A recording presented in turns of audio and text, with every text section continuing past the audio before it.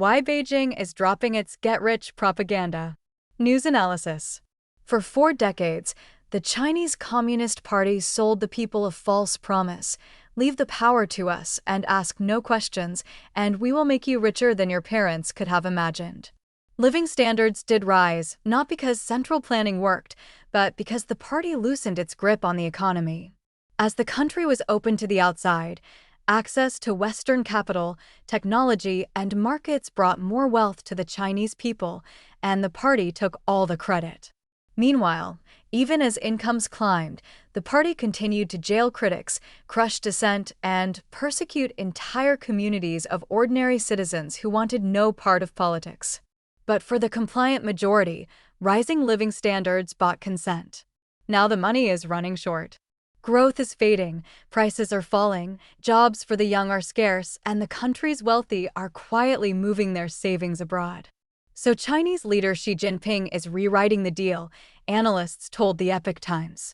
In place of the promise of getting rich, he's offering the promise of getting even, the assurance that China has risen to stand as an equal of the United States, and that the long-deferred rejuvenation of the nation, including the absorption of Taiwan, is within reach. Replacing the promise of prosperity with the promise of national greatness is the most consequential gamble in Communist China today, said Sheng Shui, an award-winning Chinese-Canadian journalist and author who has reported for Radio Free Asia and Deutsche Welle. The bargain that is breaking. The old deal had a name among China scholars: performance legitimacy. For a long time, the CCP's legitimacy to rule has rested on performance legitimacy, the most important part being, "I've let you eat your fill, dress warmly, and live a better life," Sheng said. In exchange, the party got more and more people to give up the political rights to participation and oversight that they ought to have fought for, she said. But now that the CCP's economic growth has stalled, even declined sharply, that effect is wearing off. According to data from China's National Bureau of Statistics, prices across the economy have been falling for the better part of 3 years. A deflationary spiral that Bloomberg Economics called China's longest since the famine that followed Mao Zedong's Great Leap Forward in the early 1960s. Sustained deflation can feed on itself. As prices fall, companies cut wages and jobs, households delay purchases in expectation of cheaper prices later, and debts grow heavier. Much of the cause lies in housing. The property crash has erased an estimated $18 trillion in household wealth, leaving families poorer and afraid to spend, according to Bloomberg, citing Barclays calculations. In April, youth unemployment stood at 16.3%, and that figure counts only 16 to 24-year-olds who are not students. That intentional underestimation was adopted by Beijing in 2023 after the previous measure hit a record 21.3%, causing officials to abruptly stop publishing it for half a year. Around that time, Peking University economist Zhang Dandan drew national attention by estimating that the true rate could be as high as 46.5%. The population is shrinking, too. Births fell 17% in 2025 to 7.92 million, the fewest since Beijing began counting in 1949, while the share of Chinese aged over 60 reached around 23%. University of Wisconsin, Madison demographer Fu Xian noted that China recorded roughly as many births last year as it did in 1738, when its population was about 150 million. Many ordinary Chinese feel the squeeze directly. Income is down, property has lost value, and my sense of security has fallen, said a woman in her 50s in the northeastern city of Harbin, one of several residents the Epoch Times interviewed, but will not be naming for their safety. The lack of security comes from the yuan losing value. A man in his 50s in the port city of Dalian put it more bluntly: at home, just being debt-free makes you a big shot. Manufacturing the new mood. With prosperity harder to deliver, the party has fallen back on national pride and on spectacle. China will use spacecraft and aircraft carriers to lift the public mood, Xin Mingxi, a researcher at Taiwan's Institute for National Defense and Security Research, told the Epoch Times. The pride those displays are meant to lift, he said, is a rather hollow, illusory thing that survives only as long as people have not seen the wider world. The turn is deliberate. The Mercator Institute for China Studies, a Berlin research group, described a strategic shift under Xi away from raising living standards as the basis of the party's legitimacy and toward patriotism, nationalism, and military readiness, with a strong anti-Western undertone. The groundwork is older. In 1991, 2 years after troops crushed the Tiananmen Square protests, the CCP under former leader Jiang Zemin launched a patriotic education campaign that, as China scholar Zheng Wang has documented, rebuilt school curricula around China's century of humiliation at the hands of foreign powers, recasting the CCP as the nation's savior. Xing goes further, arguing that much of what looks like patriotism is not pride at all, but rather fear. I don't believe that, under CCP rule, Chinese people in the broad sense possess any genuine national pride, she said. She calls the public displays co-risk hedging, a crowd performing loyalty so that no one stands out. Grand sentiment can hardly fill an empty stomach, she said, and the display can remain effective for keeping the CCP's grip on power stable, only for a limited time. The campaign is easiest to see in what Chinese consumers buy. Domestic brands held 76% of China's consumer market in 2024, up from 66% in 2012, according to a survey by Bain & Company and World Panel. A shift the government encourages as it promotes homegrown national champions. Nike, once shorthand for having arrived in urban China, has logged 6 straight quarters of falling sales there as state-celebrated Guoqiao or National Wave brands such as Anta and Li Ning take its place. Some of that reflects real gains in quality, but buying foreign has also grown politically fraught. Nationalist boycotts have battered H&M, Nike, and Dolce & Gabbana in recent years, and the safe choice, in the logic Xing describes, is to buy domestic and avoid standing out. Not every resident sounded disillusioned. A self-employed man in his 30s in Shandong province offered a far more upbeat view, one that closely tracked the government's messaging. Chinese goods, he told the Epoch Times, are now every bit as good as overseas brands. The United States, in his telling, is beset by social division, the hollowing out of industry, acting unilaterally abroad, and he feels more secure about the future.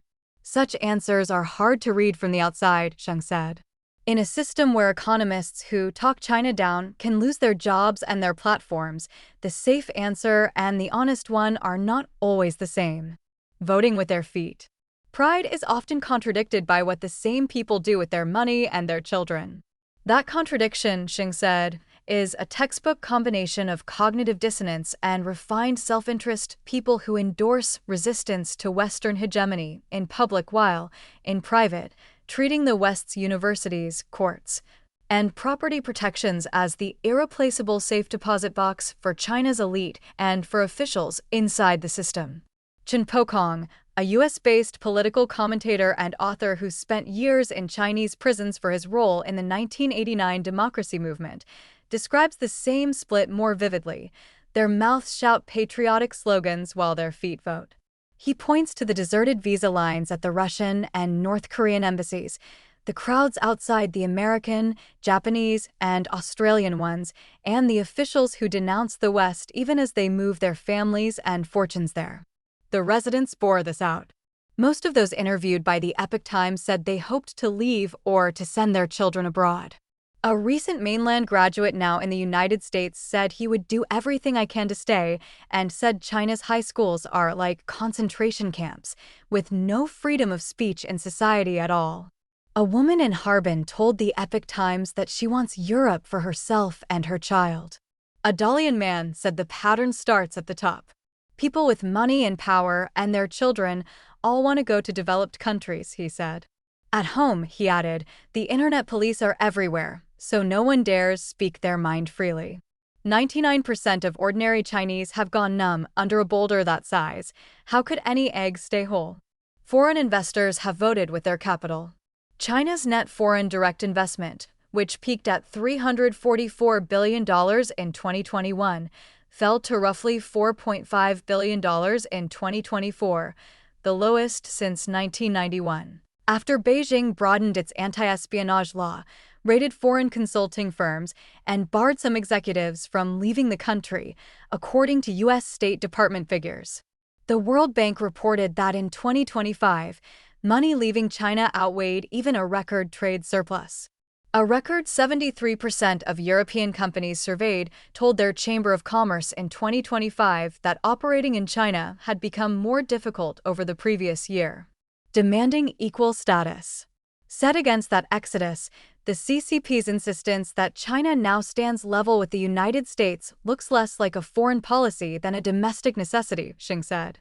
It got its biggest stage in May, when U.S. President Donald Trump became the first sitting U.S. president to visit Beijing in nearly a decade and toured the Temple of Heaven over 3 days of ceremony. Trump handed Beijing the image it wanted, telling Fox News that China and the United States were the two great countries.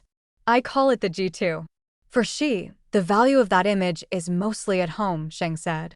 A leader fighting a sinking economy and steadily purging the very officers he once promoted needs the world's most powerful country to receive him as a peer, visible proof, for a domestic audience, that his governance has succeeded and his hold on power is secure. The regime needs the outside world's praise and submission in order to prove to its domestic public the success of its governance, she said. The grander the welcome Beijing stages, in her reading, the more vulnerability it is working to cover. To Shen, the demand to be treated as an equal gives the game away. It is, he said, an expression of the Chinese sense of inferiority, the inferiority complex the Chinese have carried since the Opium War. He drew the distinction the party works to erase between the country and its rulers. China's civilization is in fact at odds with the Communist Party. The posture carries a deeper irony, because the rise now being celebrated was built in large part with Western help. Washington backed China's 2001 entry into the World Trade Organization on the bet that trade would open the country up, a bet the U.S. Trade Representative judged a failure in 2018, conceding that the United States erred in supporting China's entry into the WTO. Xing likens Beijing's turn on the West to picking up the bowl to eat and then putting it down to smash the pot, blaming the slowdown on U.S. containment and suppression, she said, hands the regime a scapegoat for failures of its own making. The machine that stopped reporting. Beyond recognition as America's equal, the new bargain rests on a second and more dangerous promise, Taiwan. Here she has gone further than his predecessors, Shin said, binding the island directly to the party's central mission of national rejuvenation. In a 2019 speech, he called reunification, a requirement of rejuvenation, said the matter should not be passed down from generation to the next, and declared unification inevitable. In a November phone call with Trump, by Beijing's own account, he went still further, casting Taiwan's return to China as part of the post-war international order itself. Whether China could actually take the island, and whether she would even know if it could not, turns on the same machinery that manufactures the public mood. That machinery, Xing said, no longer carries unwelcome facts to the top. When the system no longer tolerates dissent, what the top leadership hears is bound to be victory reports filtered through layer after layer, she said, and decisions built on them will inevitably lead to strategic misjudgment. The sharpest risk, Chen said, lies in the very force she would need for any move on Taiwan, an army whose command he has spent years gutting. Since 2022, more than 100 of the People's Liberation Army's most senior officers have been purged or have vanished from view, according to a tally by the Center for Strategic and International Studies. Most of them men Xi himself had promoted. Of the 6 generals he named to the Central Military Commission in 2022, only 1 remains. The latest to fall, in January, were its Vice Chairman Zhang Youxia and Joint Staff Chief Liu Zhenli. Those purges have produced not a confident force, but a frightened one, in Chen's account. The Army's own internal verdict, he said, is fake combat capability, the very insult rival generals hurled at one another on the way down. He points to the PLA's drills around Taiwan, where, he said, missiles missed their targets, and to the silence that met the January purge, Not a single service branch, not a single theater command came out to voice support. And the campaign denouncing the fallen officers stopped after just 3 days. Shin doubts the army would obey an order to die for the cause at all. The fall of Zhang Youxia, he said, has let the armed forces see Xi Jinping's true face. His conclusion is blunt. Without a just cause for a war over the Taiwan Strait, the PLA may not obey Xi's orders and march to their deaths, especially in the face of superior U.S. military power. A closing window. Time, too, is running against Beijing. China, Chen said, grows old before it grows rich, a starved camel still bigger than a horse, but sliding toward the fate of Venezuela or Zimbabwe at a speed that caught the outside world badly off guard. That decline, Xing warned, may make Beijing more dangerous, not less. A regime that senses its strength about to peak is often more aggressive than one that is steadily rising, she said, placing the window of greatest danger at roughly 2027 to the early 2030s. When China's military buildup crests just as its economic and demographic slide begins to bite. A leader cornered by a sinking economy and a nationalist promise he has staked his rule on is, in her reading, the most unpredictable kind. Xi Jinping has entered a back-to-the-wall situation, she said, so the possibility that he takes a reckless gamble still exists. Gu Xiaohua contributed to this report.